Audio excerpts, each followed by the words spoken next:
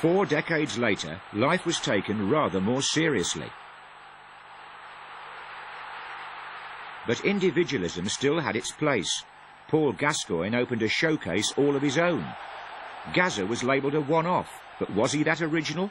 Even in the 50s there was a famous export, John Charles, and a rebellious extrovert, Len Shackleton.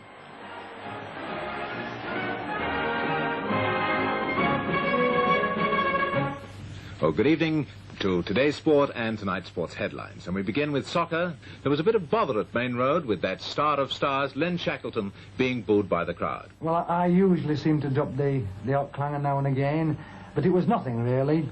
It was just a dispute over 10 yards away from the ball, and the referee made me go 10 yards, and that was all there was to it. In a time when characters flourished, there was no bigger crowd pleaser than Len Shackleton.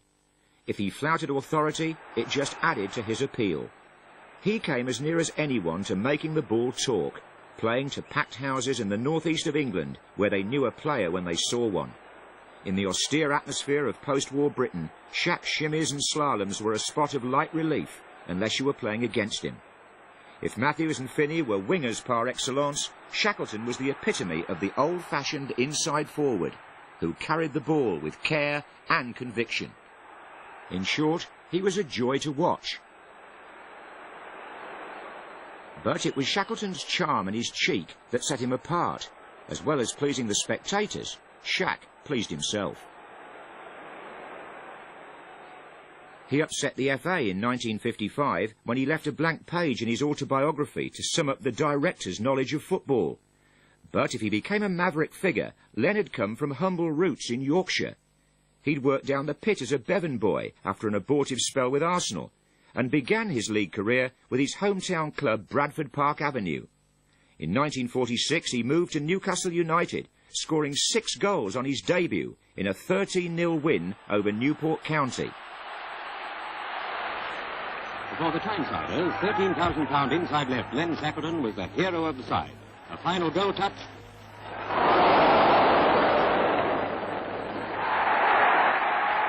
In Newcastle, Shackleton, number 10, played a great game at inside left. He led many of Newcastle's attacking movements, and they're a great attacking side. But soon Shackleton fell out with Newcastle and went on strike. He moved from Tyneside to Wearside, where he found an appreciative audience at Roker Park. They're the best people in the world for football, and they deserve the best, and I hope that we can give them the best at Sunderland. The England selectors recalled Shackleton after 5 years' exile. At the age of 32, he was picked in a forward line which read Matthews, Bentley, Allen, Shackleton, Finney. World champions Germany were coming to Wembley. Free kick to England. Len Shackleton takes it. Matthews crosses the ball, and Roy Bentley heads it high into the net. Shackleton takes over with a fantastic dribble that leaves the Germans floundering. Herkenroth dives, leaving an open goal, but Shackleton can't reach it.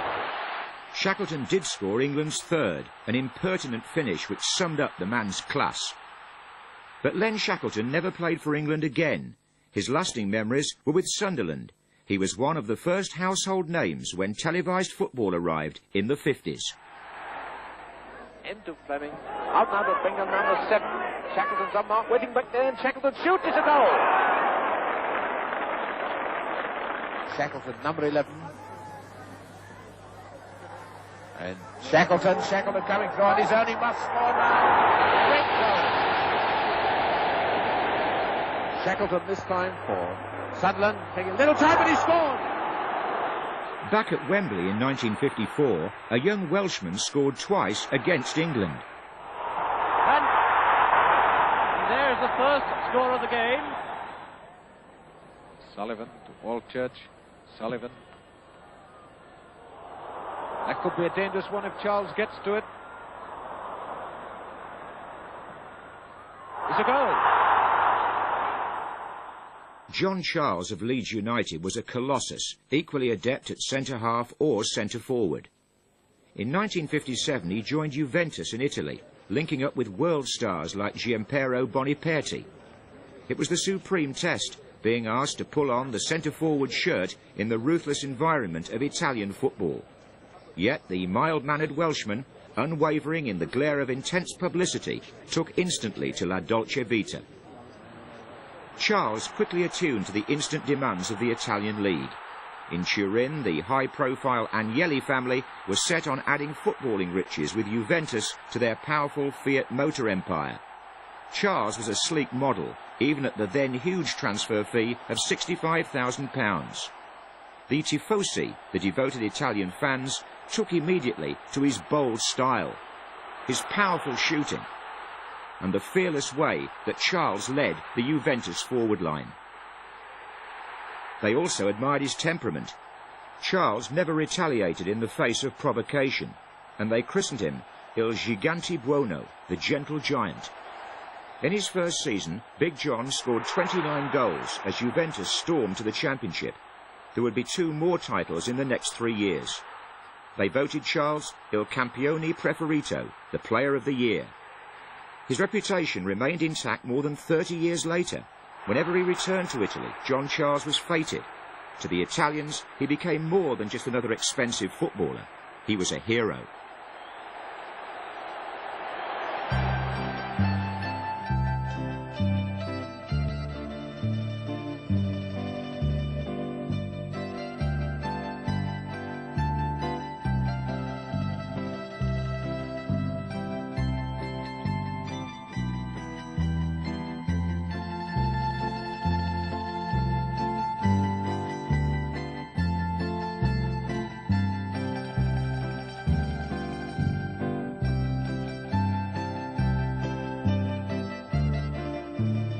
Other British exports like Jimmy Greaves, Joe Baker and Dennis Law didn't settle so well in Italy.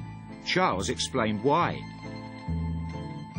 Well, the cause is the contract, I think. Mm-hmm. They don't read the contract thoroughly. Mm-hmm.